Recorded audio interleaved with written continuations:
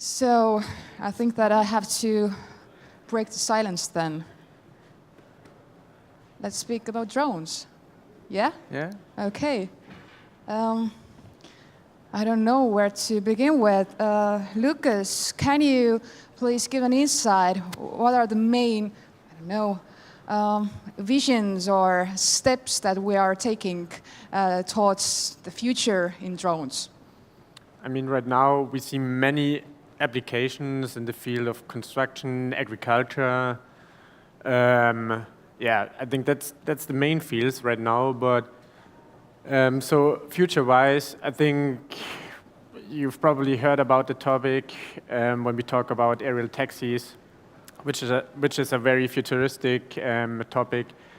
But I think this industry is kind of far away from really having autonomous aerial taxis flying people from point A to point B, because at first we need an infrastructure, or there must be an infrastructure to fly all these routes. What else do we have for the future? I mean, the next problem is that the regulation is very restrictive. Right now, you're not allowed to fly your drone beyond visual line of sight. That means the pilot in control has always to be inside with the drone, and that restricts a lot of applications for drones. So I think from this side we need to have a lot of change in the future, and I'm sure that it will come to be open for new applications and for more also maybe futuristic applications. And yeah. So you guys were forced to jump in without me. I'm so sorry about that. But yeah, so the topic is, when will drones and droids do all the work for us? Yes. And you guys are the ones who I'm sure have the very precise answer to this very narrow question. I think one thing that I wanted to start with from this perspective is whether or not they will ever do all of the work for us, or whether that's actually the goal. And see what your opinion was on this. And feel free to speak within each other. Feel free to ask each other questions. And yeah, you're the pros. But will this ever happen? I think I can start. Hello to everyone. I'm Kristjan Tiimus from Threod Systems, and our field of activities actually is involved strictly in military and law enforcement and so on. And when Lukas mentioned that drones can't be flown outside of visual line of sight, and this is exactly the opposite where we work on it. Every flight that we do is beyond visual line of sight. This is our field and why we're doing it. And when we are talking about passenger transportation and package delivering, then there is start and the end state is always that we need to deliver a package. But in the case of military intelligence drones, the situation can change while in flight. You can observe something, you can see something, you can gather information.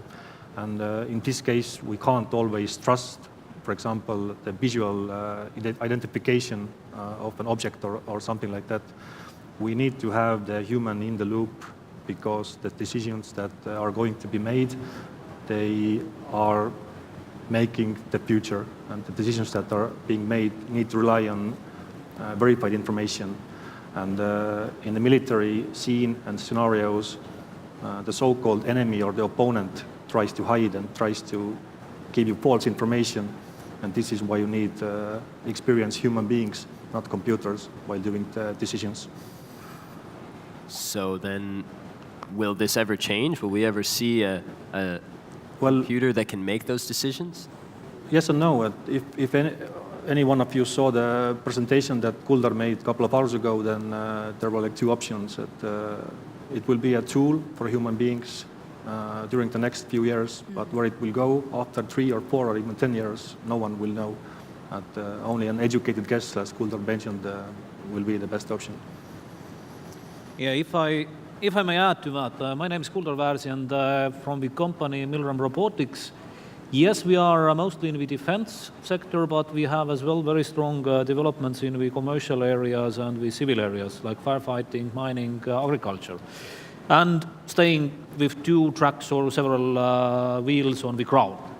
So what I would like to add here is that the question is not that either the drones and droids will do all the work for us, but more which kind of works will be done by robots and which kind of work then can do the humans. Because my understanding and my belief is that, so to say, dull, dirty and dangerous tasks should be done by robots, and that in military and in commercial. That, if you now move to the commercial side, that means that those people who drive the taxis today, for example, they have more time and possibilities to deal with something else which is more value added. So the people will still work, that's for sure, but they will do something which is more meaningful and has more value added in it. Yeah, maybe I can add something to here right now. So I think drones must be seen more as tools today, at least. Yeah. So, for example, if we take a surveyor who is like surveying a construction site, it's not like the drone is doing everything for the surveyor, but the drone can do a lot for the surveyor. So it can fly around, the construction site don't have to be shut down, and it can gather a lot of data itself, the drone. So, but after that, you still need an expert who is aware or who knows what to do with the data, what is gathered by the drones. So I think you will always need experts to process the data at the end, because I'm not sure if it will come, but if there ever will be a data analysis tool who will exactly deliver the results a company is looking for. And I think there must be always a human who like have a look at the end and say, yeah, okay, I mean, this is fine, or like, yeah, adjust the results. So I work as a lawyer every day, and I go to the court, and I'm solving different legal problems, representing clients. And when I think that in my area, in the field where I work, I cannot really imagine that I will be in a courtroom and the opposing party's lawyer is a robot.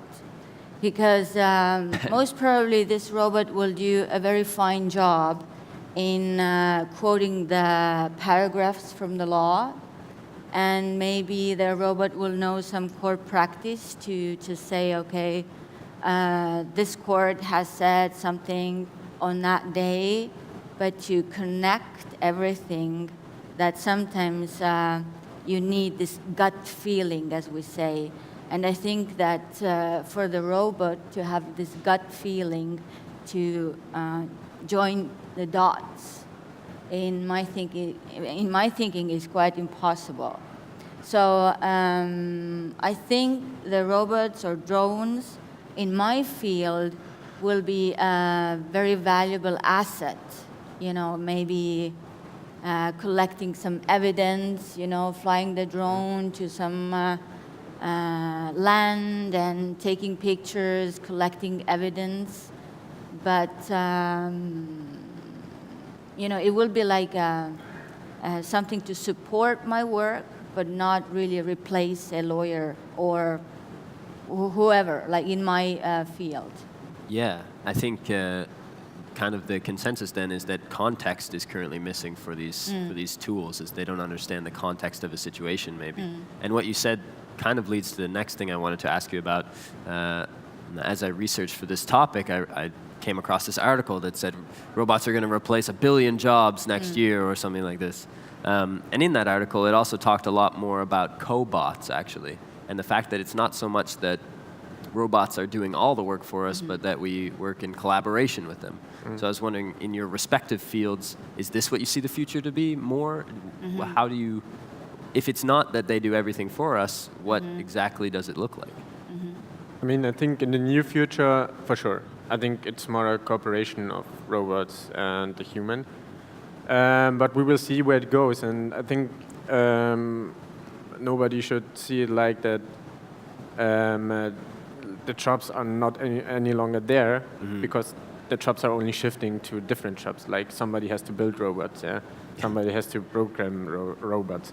But in the further future, probably there are algorithms who knows better or take into consideration more aspects for certain tasks, and maybe also for lawmaking, I don't know. So maybe people tend to oversee something when they do a law, and algorithm can take everything into account and then can do or can make better decisions.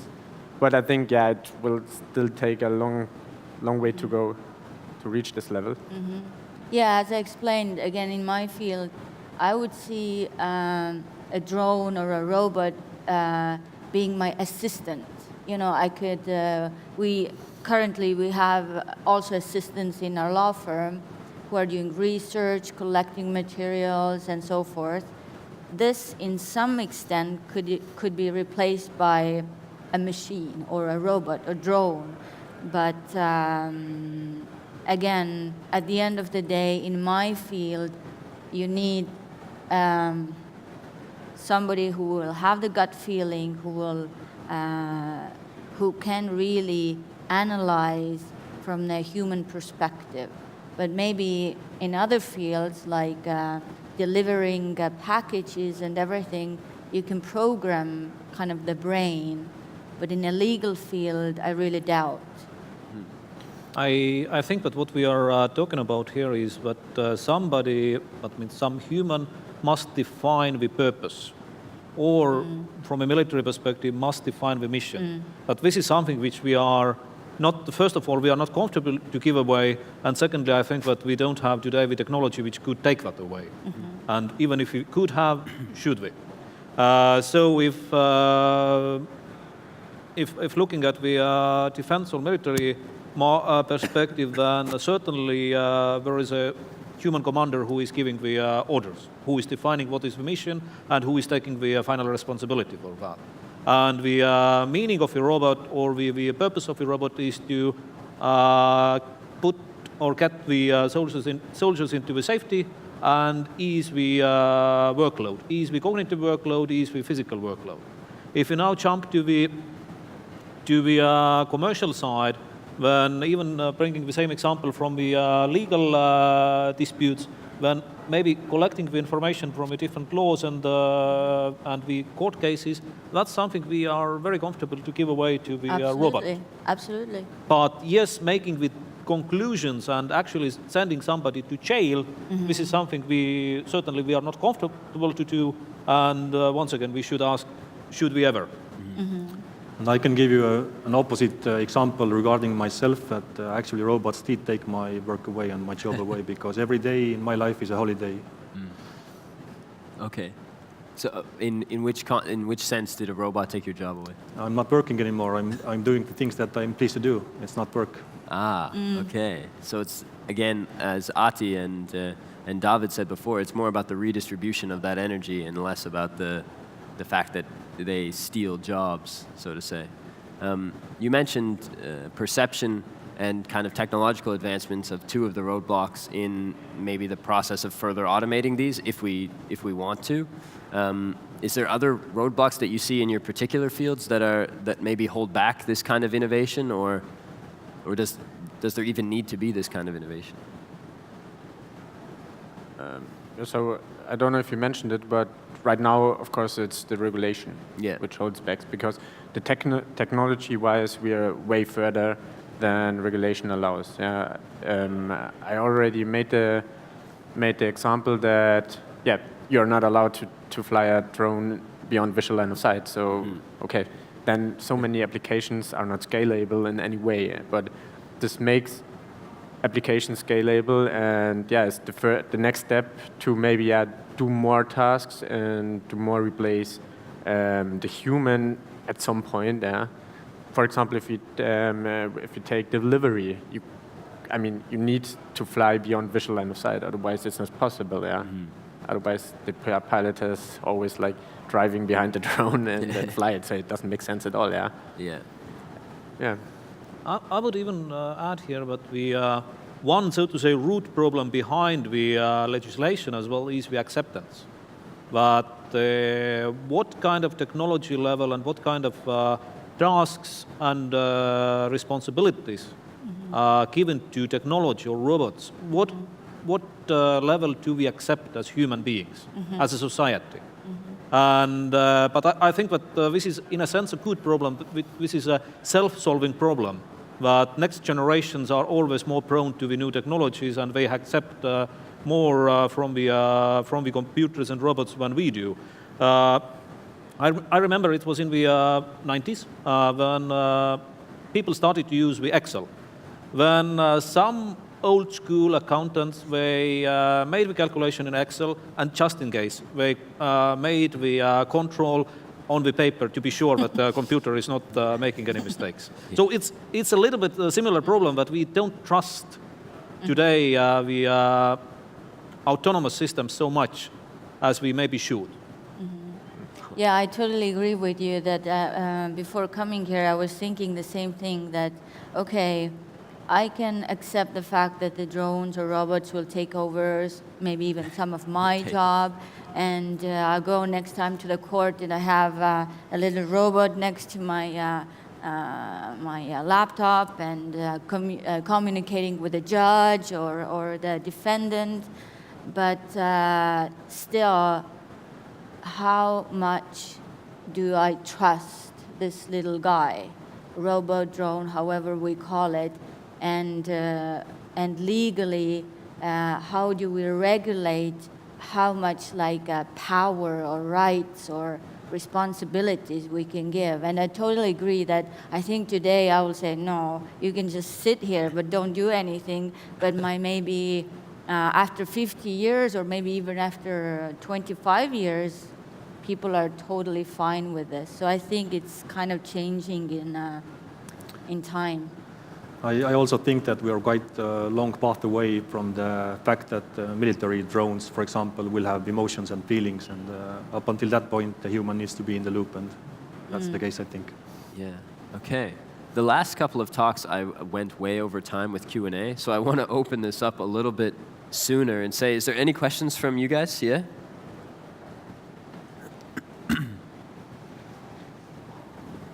Awesome, just grab a mic. Okay, dear panelists, I'm Argo Lukner, I'm an embedded developer, and I would rephrase the question up there to this, what will happen when a droid will be more intelligent than an average person? That means a droid can learn faster and do better things than an average person. Not the smartest person, but than an average person. How will this affect this whole discussion we have had so far? Thank you. I mean, this is a very tough question, because how would you know what happens then? I mean, I think, yeah, it's at some point it will happen, I'm sure, that algorithms are getting more intelligence as we do. But then, okay, maybe we are all useless, but maybe everybody can receive an unconditional basic income, whatever, and we are free all the time, and we can do whatever we want all the time, like doing some creative stuff, or I don't know what. So maybe it's even a good thing, yeah. So that we have all can spend our time as we want, because robots are doing everything.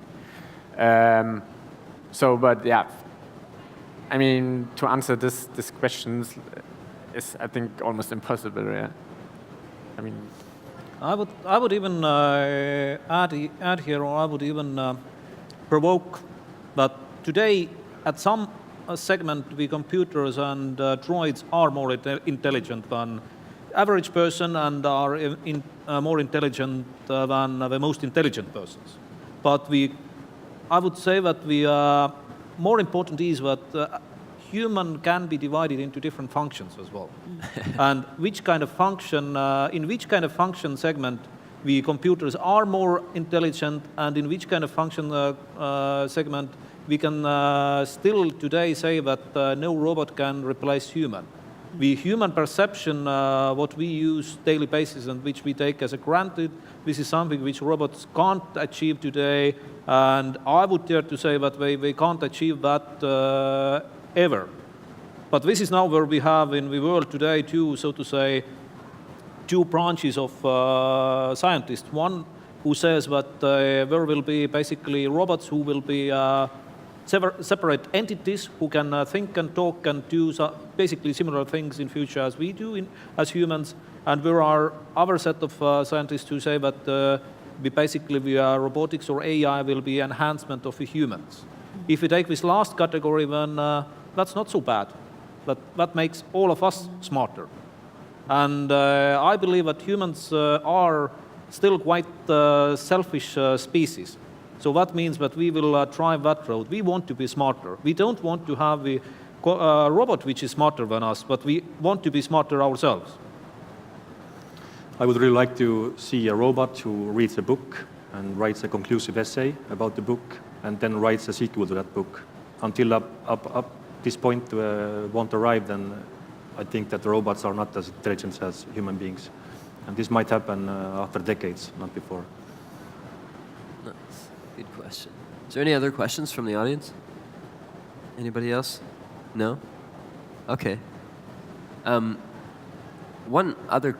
Two things I want to say. First one is, excuse me. The first one is that one thing that came up a couple times was context and creativity, for example, and these sort of ideas. And you mentioned really briefly the idea of like the human existence almost, and the fact that we would never create something smarter than us. And I think, for me at least, somebody who knows nothing, limited amount about robotics and this sort of industry, is that freedom, as you said, isn't necessarily defined by lack of work, but by adopting responsibility. And so I'm not sure that we'll ever automate ourselves out, sheerly out of the fact that the reason we love to automate is because it's the drive towards innovation, towards something crazy and what we imagine the future to be. One question I have is something that you've been surprised by to see has been automated, maybe in your own fields or maybe even elsewhere in separate industries that you were surprised, whether pleasantly or unpleasantly, that has been automated or has begun to be more robotic, so to say? I could say in my field, when I started my legal career, then when I wanted to solve some case or went to the court, then I had to really go into the books or to the internet and start searching the court practice and so forth. But now in Estonia we have at least one guy who has created a really good tool for searching all this kind of info for me. So basically, when I opened up one text of the law, I can click there in a little bullet, and it just basically gives me all the content about the court practice, what's about this sentence. So this is kind of, for me, really easy and saves a lot of time for me. Interesting. I was actually very positively surprised today when Cleveron displayed their delivery robot. And what was absolutely positive about it was that it presented how the delivery robot can actually put the package into the delivery machine. Because that solves the problem with couriers, that they are very comfortable and very nice, either human or machines, but I have to be at home. I don't want to be at home when courier comes. I want to come home when I ever want, and I want to take the package out of the box. Mm-hmm. So that was really something which I believe has lots of future in the package delivery. Especially in the military space, I'm curious whether there's been anything that you've seen that's been automated that you didn't expect to see. I think people who deal with the military industry side are more careful about surprises, and so yeah. We try to keep our feelings and surprisings way down on the ground. Okay. When we will be surprised, something bad has happened. Yeah. Okay. And I would still add to that what I said earlier as well, that today, military is not leading the development of autonomy or development of robotics. Commercial market is leading that, and military is trying just to catch up with technology development. Mm-hmm. Oh, really? You see that, or you think that military is behind of commercial Yes, application? absolutely. If it comes to the usage of artificial intelligence and the autonomy when military is far behind. And the reason is that in the military, the procurement cycles are very long. They can take 5 to 10 years. And if you can think about the commercial market, then technology which is almost innovative today, but it's well proven that it works, what it will be after 5 years, or what it will be after 10 years. And this is the problem what defense forces in different countries have noticed and understood as well, that by doing the procurement like with old technology which they use 50 years maybe, they can't actually use the innovative technologies today. You seem to disagree with this. I mean, now I have your opinion and I agree partly with you. I think it really depends on the context you see this. For example, in the military there's way more money, so they have way more opportunities to like execute different applications. For example, a civil drone would never be able, or don't say never, but is not able to use satellites for communication. So you can do that in the military part. So they have way more opportunities to like use the technology.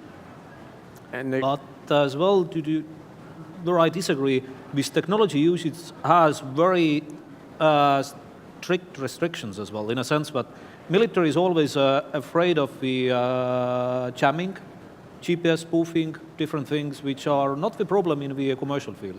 Another thing where I disagree is the money. I think that if we count all the money which is used for the development in the commercial drone market and which is used in the military market, then the commercial field is way more than in the military. Especially if you go to the driverless cars, then there is billions and billions of dollars which car manufacturers or automotive industry puts into the development of driverless cars, while in the military it's basically learning what's going on in the commercial market. okay. That's interesting, actually. I wouldn't have expected that. I wouldn't dare to say that I disagree with you because I just don't know. But it's really interesting insight, actually. Do you have an opinion on this? I think I'm on the same side with Kuldar on that. You agree with this? Yeah. Okay. Huh. That's really interesting. Okay. We have time for one more audience question if one has spurred. And if not, then, yeah, over here.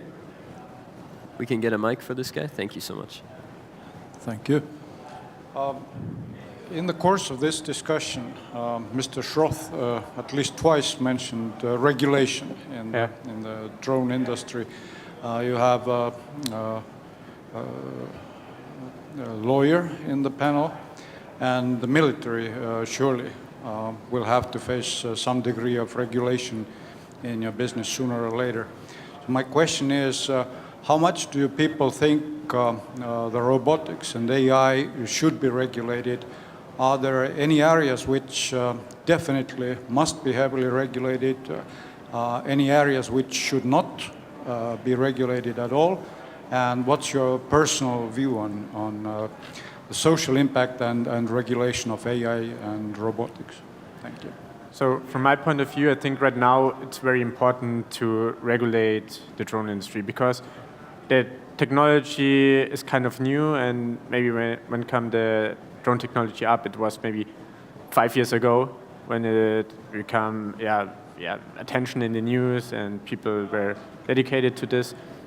And the regulation is a bit behind of it. But I think you shouldn't allow any technology to just like do whatever the technology wants to do, that you can use this drone flying anywhere, like flying over buildings, over private houses. So there are a lot of concerns, and of course, at first you have to restrict these possibilities, and then after you know what this technology is able to do, then based on this you can like do regulations which make sense.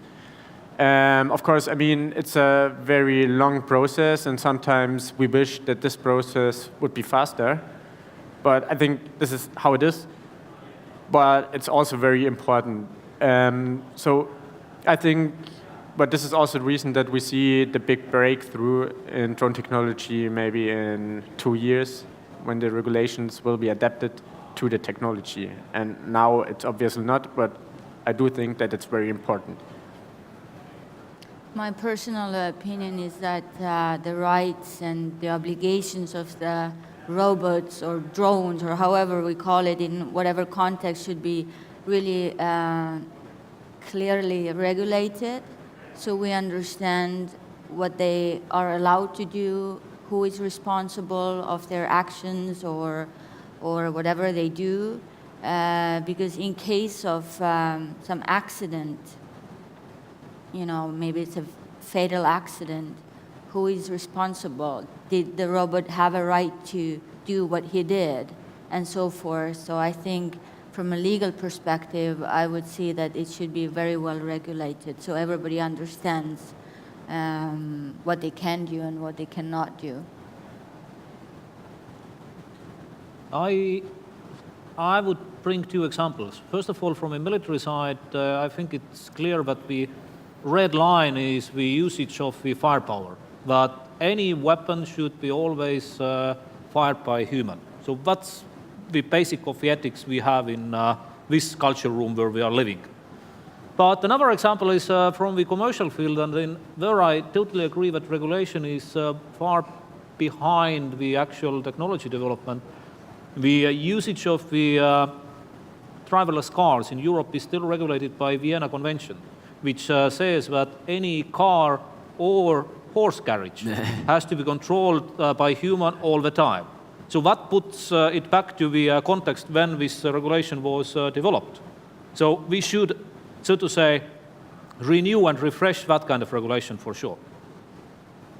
Awesome. Thank you so much. And with that, thank the audience and au revoir. It's time for a break, I believe. Yeah?